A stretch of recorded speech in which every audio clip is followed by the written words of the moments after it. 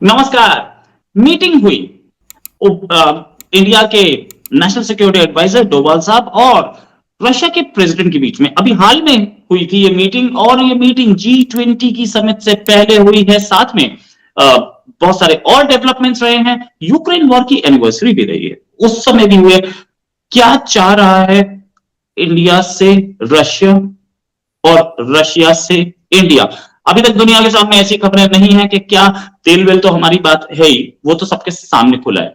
ये secret meetings क्यों चल रही? सीक्रेट भी नहीं थी, इनफैक्ट पब्लिक में खुली थी। ये मतलब ऐसी मीटिंग्स जिसको मैं सीक्रेट ना बोलूं तो ईसोटेरिक जरूर बोल सकता हूं, ऐसी मीटिंग्स क्यों हो रही हैं और क्या खिचड़ी पक रही है? ऐसी चीजों पे खास नजर होती है मुक्तदिर खान साहब की। सर, वहां पर अमेरिका में एक प्रोफेसर हैं, पढ़ाते हैं, इंटरनेशनल अफेयर्स ही पढ़ाते हैं। साथ में एक कन्वर्सेशंस नाम का चैनल भी चलाते हैं, बड़ा अच्छा सक्सेसफुल चैनल है। सर, बहुत बहुत स्वागत आपका हमारे शो में। पहली चीज सर, ये सडन इंटरेस्ट तो मैं नहीं बोलूंगा, लेकिन हाँ, इंटरेस्ट जरूर है इंडिया के अंदर रशिया का। ऐसा क्या हो देखिए, रहा इट है? इज रोहित साहब, thank you very much for inviting me on your show. और आपके सुनने वालों को मेरा सलाम, नमस्ते, सत श्री अकाल, वनक्कम और नमस्कारम। आई थिंक ये दो इंटरेस्टिंग डेवलपमेंट हुए हैं। एक तो ये कि this is like a very late entry of Ajit Doval on the international stage, कि वो शैडो से निकल के रोशनी में आ गए हैं। सो मैंने भी इसके ऊपर एक छोटा सा शो किया कि ये किस तरह से P3 का टूर करके आए हैं। जो परमानेंट मेंबर्स हैं, सिर्फ चाइना और फ्रांस को छोड़ दें, बट US, UK और रशिया का टूर करके आए हैं, जिसमें he is got a lot of media attention, international media का भी और इंडिया में भी।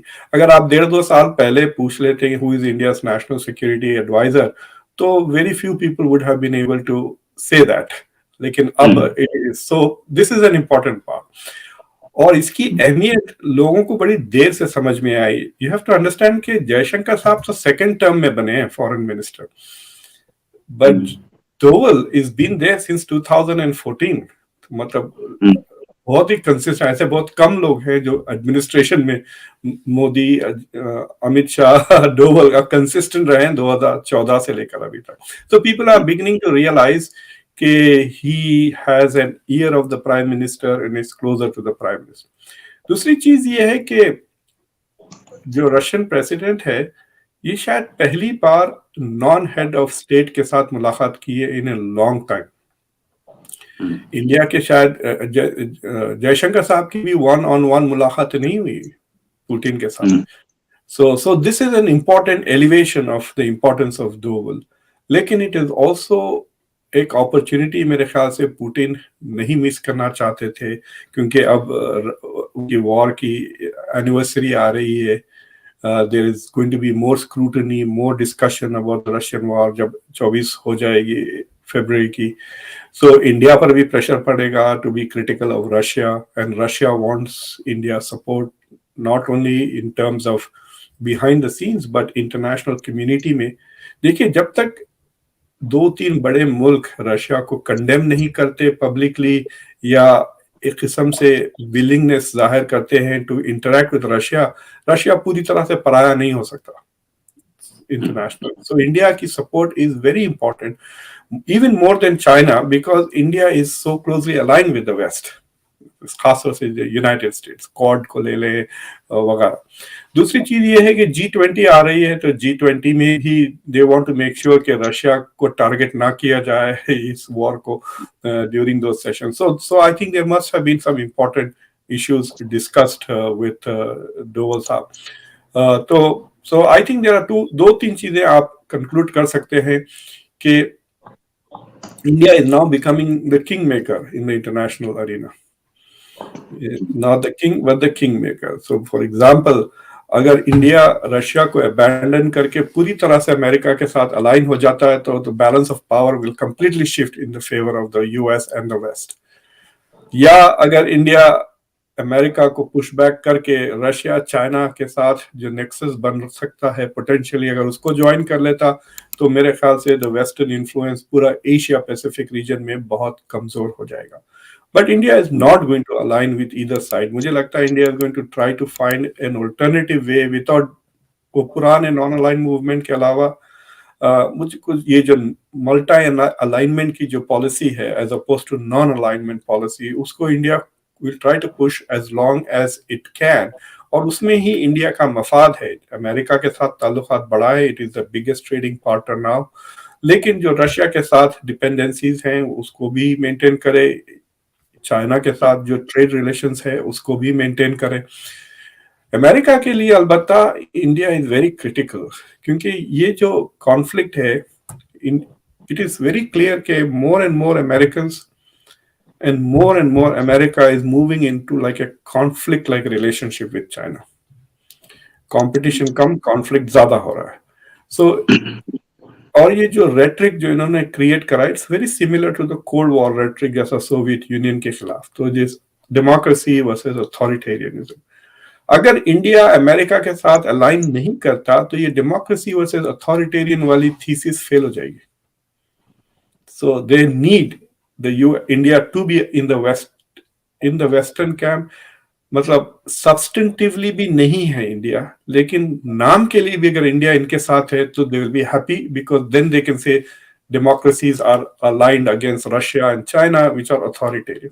तो ये अमेरिका के लिए, रेट्रिक के लिए बहुत जरूरी है, अमेरिकन डोमेस्टिक कंजम्पशन के लिए, यूरोप के डोमेस्टिक कंजम्पशन के लिए, वरना उनको पॉलिसीज को पब्लिक सपोर्ट नहीं मिलेगी if they try to take aggressive supports.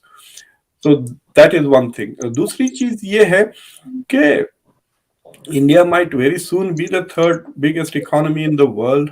Market बहुत ज़्यादा है. They want to take away some of the business that China has. They also want to move China को से जो supply chains जो readjust कर रहे हैं. China is the factory of the world. They want India to be the factory of the world. तो ये जो दो तीन geopolitical और geo-economic shifts हो रहे हैं, उसमें इंडिया की अहमियत is going up, and the US wants to be with India. Okay sir, अभी हाल ही में एक अमेरिका के एक सीनियर जिसे बोलते हैं ऑफिशियल ने ये बोला था कि इंडिया अगर रशिया और यूक्रेन वॉर में मीडिएट करे तो Modi ji can help it. Ukraine पहले भी बोल चुका है कि मोदी जी प्लीज हेल्प। अब अमेरिका बोल रहा है कि मोदी कैन डू समथिंग, मतलब खत्म कर सकते हैं वॉर को, ही हैज द पोटेंशियल।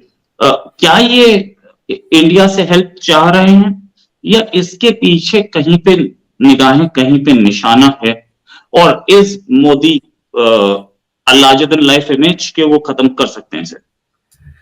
वो एक हिंदुस्तानी में एक मुहावरा है, चने के झाड़ पे चढ़ाना, आपने सुना होगा। मुझे लगता है कि दैट इज एन अटेम्प्ट को इंडिया को चने के झाड़ पे चढ़ाने की कोशिश कर रही। India should resist that. देखिए मेरी पर्सनल अमेरिका की सबसे ज्यादा criticism on the Ukraine war is कि अमेरिका ने कोई पैरेलल पीस प्रोसेस इनिशिएट नहीं किया। एंड अगर अमेरिका नहीं करता तो it is very difficult for the rest of the people to do it. और अगर कोई इंडिविजुअली कोशिश भी करा तो America is not going to participate and that will fail. So basically America खुद जो पीस प्रोसेस या डिप्लोमेटिक अल्टरनेटिव को अमेरिका ने ब्लॉक किया हुआ है पिछले एक साल से। टर्की ने जो इनिशिएटिव लिए थे उसको फंक्शनल और लिमिटेड तौर पे था, वो वीट एक्सेस वगैरह, टेम्पररी फूड इनसिक्योरिटी को एड्रेस कर रहे हैं, और वो जरूरी था वेस्ट के लिए, वरना Africa would have been lost. तो अफ्रीका से जो न्यूट्रल पोजीशन मिली है वो सिर्फ इसलिए मिली कि वीट वगैरह, थोड़ा बहुत फूड सप्लाई जो यूक्रेन से रशिया से आ रहा है उसको कंटिन्यू कर सका Turkey. So America is not interested in a peace option. So basically they will set up India to fail and say देखो इंडिया भी ट्राई किया, India is a close partner and a friend of Russia, इतना support किया India ने भी try किया Russia के साथ और it has failed. So we have no option but to make sure कि Russia is defeated. So I would not fall for this. India can host the venue. G20 में अगर Narendra Modi moderate करते हैं meeting between Biden and Putin, that will be great, right. उनको ले जाएं, मतलब ताजमहल भी दिखाएं, समोसे खिलाएं, चाय पिलाएं एंड हैव ए टॉक। वहां पर खाली कर दे ताजमहल, वहां बैठ के बात करें peace process. assuming that Putin will come. So these kind of things India can do, but India should not take the responsibility because that talk is going right. to fail. नहीं, India is not taking the responsibility, क्योंकि बोले हुए काफी time हो गया और India ने कोई ऐसा इंटरेस्ट भी नहीं दिखाया। लेकिन अगर पुतिन की बात करें तो पुतिन अलग से हमारे नेशनल सिक्योरिटी एडवाइजर को बुला के बात कर रहे हैं और अमेरिका बोल रहा है कि प्राइम मिनिस्टर मोदी कर सकते हैं। तो कहीं ना कहीं तो ऐसी चीज है जो कि दोनों पावर्स वो कर रही हैं इंडिया को, चाहे हाँ, इकोनॉमी हो या माइट हो। और अभी अभी आपको पता होगा कि F-35 पहली बार अमेरिका से बाहर किसी कंट्री में अपना डेमो देने पहुंचा है। बैंगलोर 2 आए ना, या श्योर। देखा मैं वो। लेकिन सबसे इंटरेस्टिंग चीज अगर आप डोवल साहब की मीटिंग देखें, he had a meeting in white house और यहाँ पे वो ब्लिंकन और जेक सलिवन दोनों से मिले। Then he goes to London और वहां पे his meeting his counterpart, लेकिन ऋषि सुनाक बीच में आके हेलो हाय करके चले जाते हैं, राइट, चाय पी के। So he gets an informal non business like access to the head of state, head of government. फिर वहां से वो मॉस्को जाते हैं तो वहां पे बहुत ही सीरियस पुतिन के साथ मीटिंग हो जाती है। इफ यू नोटिस स्टैचर इस टूर पे यहां से भी बढ़ रहा है अजीत डोवल का stature. So that is an interesting development. But I have a feeling के it is quite possible that Putin has also tried to influence India's policy, assuming that Ajit Doval will be able to go and talk to Modi. तो उन्होंने अपना जो मौकिफ है, अपनी position है, I have a feeling he must have shared with India. तो मैं आपको इस दावे से कह सकता हूं कि रशिया के बाहर अगर कोई अब रशिया के इंटेंशंस जानता हो यूक्रेन में तो अजीत डोवल और प्राइम मिनिस्टर मोदी ही है after this meeting. Because one of the thing that, अगर मैं डोवल होता तो मेरा पहला या दूसरा सवाल ये होता कि भाई आखिर आप चाह रहे हैं क्या है, what do you want in Ukraine, like ये कब तक चलेगी और that is the first question I would ask Putin और उसका जवाब वो दे तो, but of course he has not released that to the press, we don't actually know the substance of this, but of course he will go tell the prime minister. So I have a feeling that at this moment in time there are lots of दुनिया के दूसरे heads of states or intelligence agencies are probably trying to get intel on what was the real conversation between the two of them. Sir सही बोल रहे हैं आपने, मुझे भी ये लग रहा है कि इस पर नजर तो होगी। लेकिन एक चीज मैं बोलूं कि ये अजीत डोभाल साहब की बात नहीं है, ये गेम है इंडिया का। अजीत डोभाल साहब हो सकता है कि वो किसी भी रैंक पर रहें, क्योंकि इंडिया के नेशनल सिक्योरिटी एडवाइजर इसीलिए सबके सब वो करने की कोशिश कर रहे हैं। जहां तक बात ये कि what I have seen is that अगर हमें इसराइल में हाइफा पोर्ट दिया जा रहा है, चाहे अडानी को दिया गया या किसी को भी, but that was given to an Indian company, उसके लिए अमेरिकन प्रेसिडेंट जो बाइडेन खुद बात करते हैं जाके इसराइल में। उनके इसराइल विजिट के कुछ दिन बाद ही ये दिया गया। और साथ में रशियन प्रेसिडेंट हमसे बातचीत कर रहे हैं वेरियस टॉपिक्स पे। अमेरिका हमें वार्निंग दे रहा है कि आप रशिया से तेल मत खरीदिए, तो इंडियन फॉरेन मिनिस्टर वो दे रहे हैं, धमकी दे रहे हैं। अच्छा, एक more recently what we have seen in the past 8 years, India के नेशनल सिक्योरिटी एडवाइजर की भी एक ऑरा बनी है और इंडियन फॉरेन मिनिस्टर का भी एक ऑरा बना है। दे हैव बिकम मतलब कुछ इस तरीके की ये रैंक्स बन गई हैं अभी हाल में कि दे एंजॉय वेट, जहां बैठे होते हैं everybody is trying to listen to them seriously, otherwise कुछ गड़बड़ हो सकती है। तो क्या इंडिया एक सुपर पावर बनता दिख रहा है? क्योंकि ये दो स्टेट्स, चाइना से तो खैर हमारी पुरानी दुश्मनी है, तो भी I can, but then rest of the two superpowers are really trying to woo India. And then I'll come to the recent visits to America. America ने बुलाया हमारे प्राइम मिनिस्टर को भी। क्या देखते हैं आप नियर फ्यूचर में, in the next 3 to 5 years, India America relations as well as India Russia relations and India China relations? देखिए, देयर इज नो डाउट कि इंडिया की जो इकोनॉमिक स्टोरी है, growth story, that is now being recognised as a, उसकी geopolitical consequences को recognise किया जा रहा है कि India becomes the third biggest, India is already the third biggest defence budget, even though it is not the third biggest economy. तो अगर India third biggest economy बन जाता है, India continues to have tensions with China, तो India is going to become a major defence spender. और unlike other countries जो नए powers बने हैं, including Germany, France, and Britain, India is also going to be a major defense manufacturer.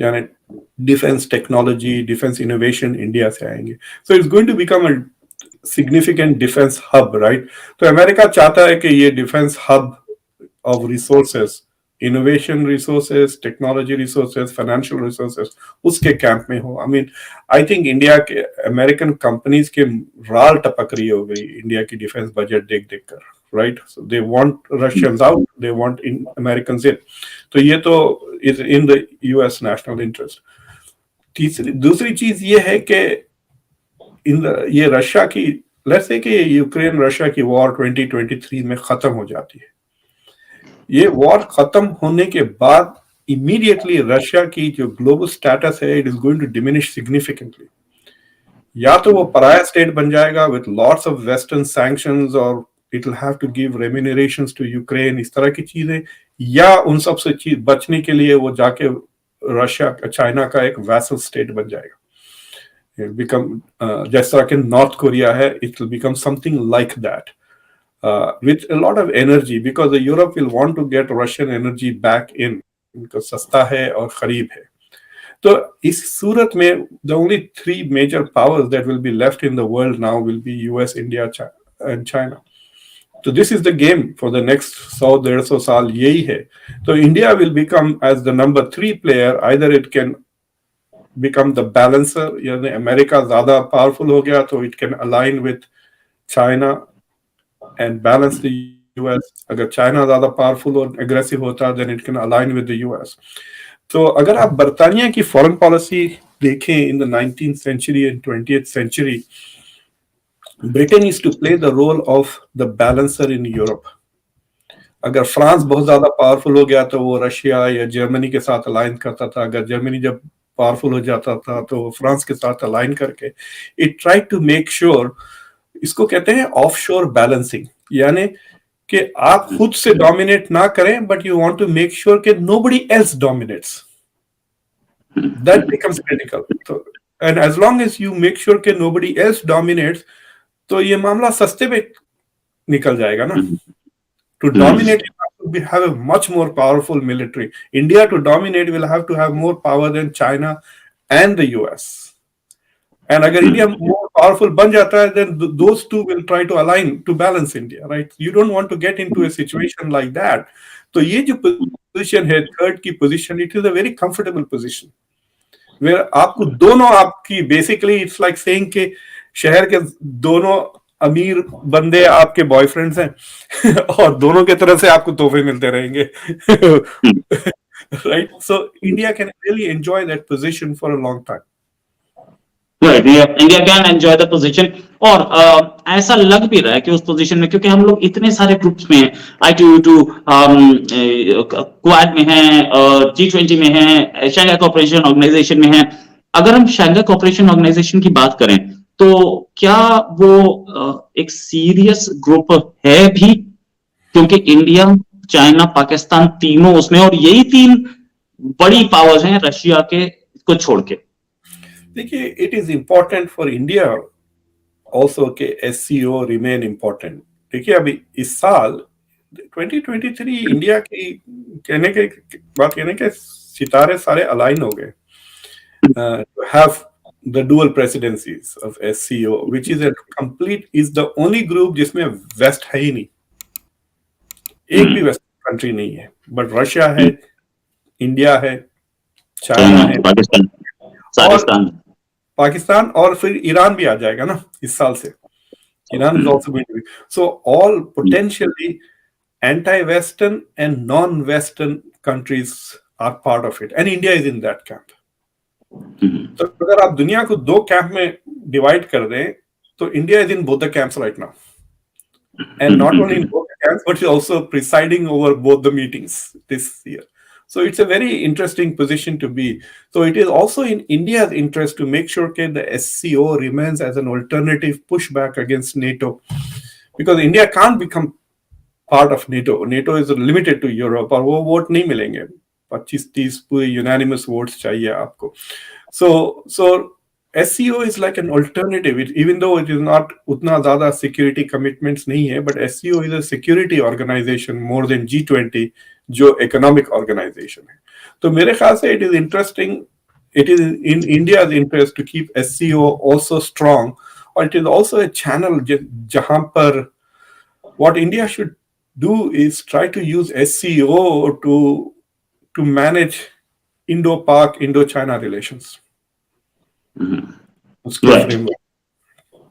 Right sir, final question आपसे पूछना चाहूंगा, क्या ये जो हमारा एयर शो हो रहा है इस समय, इसमें अमेरिका ने कुछ ज्यादा इंटरेस्ट दिखाया है? 100 के आसपास 89 कंट्रीज यहाँ पहुंचे हैं, करीब 75,000 करोड़ रुपीस के कॉन्ट्रैक्ट साइन होंगे. अगर मैं उसको लूं तो it is going to be somewhere around $8 billion. अगर इस एंगल से लेते हैं तो और 600-700 के आसपास कंपनीज पहुंची हैं. It's the largest air show in India. क्या ये इंडिया का माइट शो कर रहा है कि it is such a big air show? हमारे क्लाउड दिखा रहा है? No, it is underlining two things. एक कि India is a potential buyer of 5th generation fighter jets, right? Big buyer. But it also underlines that India is also now an exporter of jets. Tejas 2 के साथ India wants to sell more and more. और it is very important कि आप बेचें दूसरे countries को, because that the volume increase जब होता है production का, it subsidizes your research, subsidizes the cost. आपके जो manufacturing country है उनके लिए सस्ता पड़ता है fighter plane. Even if they have two categories, आप top class अपने लिए रख के second class बाहर बेचें दूसरे मुल्कों को. So that is how you will, that is the way to do it. मतलब everybody does that. The US doesn't send वो सबसे बेस्ट क्वालिटी अपने लिए रखता है, सेकंड बेस्ट क्वालिटी वो इजराइल को देता है, फिर थर्ड लेवल सब दूसरों को बेचता है. If you look at F-16s, तो बट द यूएस प्रेजेंस वहां पे 2 F-35 पहली बार इंडिया में लैंड किए हैं बेंगलुरु में. सो I mean the US now realizes कि भाई जैसा पहले दुबई में होता था एक आर्म वेपन्स की मार्केट एग्जीबिशन, यहाँ पे भी है. And so the US manufacturers are there to compete and showcase their products. So I don't attach much significance to that, except the fact that now the awareness है कि you can't ignore it, the Indian market. F-35 के साथ साथ surprise एक और दिया America ने, B-1 lancer strategic bomber भी पहुंच गया, जिसकी भी किसी को खबर नहीं थी, ये भी पहुंच गया. अब आगे देखना ये कि हमारे रिलेशंस, हमारी ये स्ट्रेटेजिक जान पहचान दोस्ती कहां तक जाती है. थैंक्स अ लॉट मुक्तदिर खान साहब ज्वाइन करने के लिए हमें, और बहुत अच्छा रहता है आपके साथ बात करना. It is very informative. उम्मीद है जल्दी एक डिस्कशन और करेंगे आपके साथ. अभी के लिए नमस्कार, धन्यवाद. Thanks a lot sir. Thank you.